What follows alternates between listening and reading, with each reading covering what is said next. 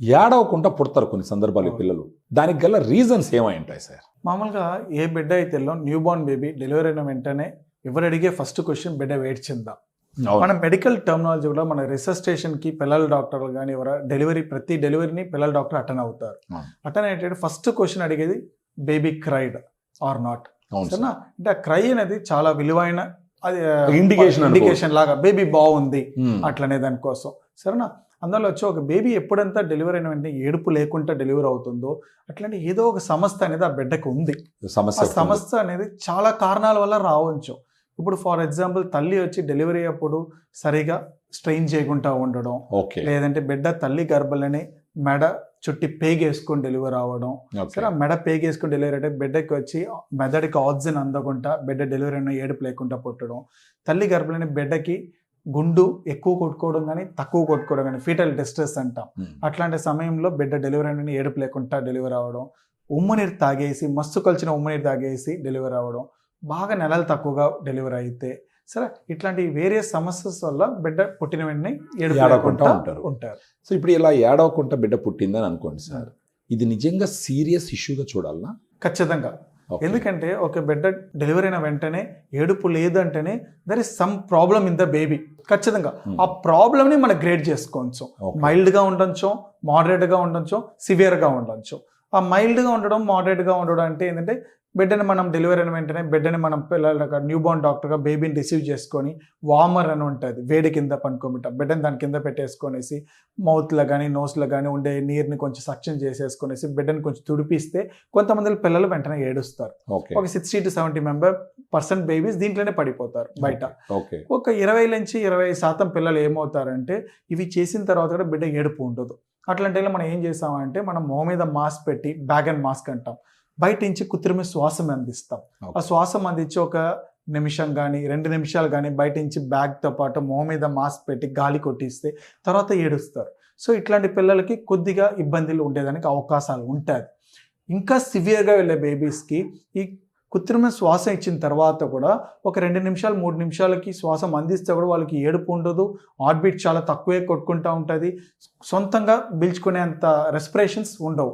అట్లాంటి బేబీస్కి మనం ఏం చేస్తామంటే నోటిదారి ట్యూబ్ వేసి వెంటిలేటర్ మిషన్ దారి శ్వాసం అందించాల్సి వస్తుంది. ఆ వెంటిలేటర్ మిషన్ దాకా వెళ్ళే పిల్లలకి అనేది సమస్యలు చాలా ఎక్కువ ఉంటుంది. ఎందుకంటే బిడ్డ పుట్టిన వెంటనే ఏడిస్తేదా బిడ్డకి అన్ని అవయవాలకి ఆక్సిజన్ అనేది అందుతుంది. ఆక్సిజన్ అందలేదంటే ఖచ్చితంగా దానివల్ల వచ్చే సమస్యలు బిడ్డ ఫేస్ చేయాలి. బిడ్డ డెలివరీకి ఖచ్చితంగా ఒక పిల్లల డాక్టర్ కానీ పుట్టిన బిడ్డల స్పెషలిస్ట్ కానీ ఖచ్చితంగా డెలివరీలో ఉంటారు. ఎందుకంటే ఏ బిడ్డ మనకి పుట్టిన వెంటనే ఏ సమస్య వస్తాయని మనకి అన్లెస్ డెలివరీ అయ్యేదాకా మనం ప్రిడిక్ట్ చేయలేదు. అందువల్ల ఏదైతే మనం ప్రిపేర్డ్గా ఉండాలి. దానికి కావాల్సిన మిషనరీ కానీ దానికి కావాల్సిన పరికరాలు కానీ డాక్టర్ కానీ న్యూబార్న్ స్పెషలిస్ట్గా మనం పెట్టుకునే ఉంటాం ప్రతి డెలివరీ అటెండ్ అయ్యేటప్పటికి. ఆ డెలివరీ అయిన వెంటనే బిడ్డకి ఆ సిచ్యువేషన్ అసెస్ చేసి అది ఎంత సివియర్గా ఉంటేలో ఆ ఫస్ట్ 1 minute అంటారు, ఇది వచ్చి ఇంటర్నేషనల్ స్టాండర్డ్స్లో గోల్డెన్ మినిట్ అంటారు. ఆ బేబీ డెలివరీ అయిన వెంటనే ఫస్ట్ 1 minute ఆఫ్ లైఫ్ అది ఎంత సివియారిటీ ఉంటేలో మనం ఆ 1 minuteలో బేబీకి మనం ఎంతకంత రిసస్టేషన్ చేసి ఆ బేబీని నార్మల్ స్టేజ్కి తెప్పించుకోగలుగుతామో అంతకంత మన బేబీకి బ్రెయిన్ డ్యామేజ్ అనేది తగ్గించగలుగుతాం. సో మన బేబీ ఫ్యూచర్ అనేది పూర్తిగా depends upon the brain damage of the baby. ఆ బ్రెయిన్ డ్యామేజ్ ఎంత అవుతుంది, ఎంత సివియారిటీ ఉంది, దాన్ని బట్టి ఆ బేబీకి ఫ్యూచర్లో మెదడు ఎంత మాత్రం పనిచేస్తుంది, ఈ బేబీకి నరాలు ఎంత మాత్రం పనిచేస్తుంది, ఈ బిడ్డ మిగతా పిల్లల్లాగా మామూలుగా డెవలప్మెంట్ అటైన్ అవుతాడు, ఆ మైల్ స్టోన్స్ అన్ని, లేదా ఐక్యూ స్టేటస్ ఎలా ఉంటుంది, తల అనేది కొంతమంది పల్లెటూరులో మనం చూస్తాం తల చిన్నదిగా ఉంటుంది మామూలు పిల్లలకి, కొంతమంది తల లోపల నీరు చేరిపోయి తల పెద్దగా వాసిపోయి ఉంటుంది. ఇవన్నీ దీనివల్ల వచ్చే సమస్యలు ఉంటాయి. అందువల్ల వచ్చి మనం ఎంత తొందరగా హ్యాండిల్ చేసి ఎంత బెస్ట్గా ఇవ్వగలుగుతున్నామో దాన్ని పూర్తిగా తగ్గించలేమని చెప్పలేము. దాన్ని ష్యూర్గా వచ్చి దాని పర్సంటేజ్ని ఆ డ్యామేజ్ అయ్యే బ్రెయిన్ పర్సంటేజ్ని తగ్గించగలుగుతాం. సో అలా తగ్గించగలిగితే వాళ్ళ ఫ్యూచర్ బాగుంటుంది.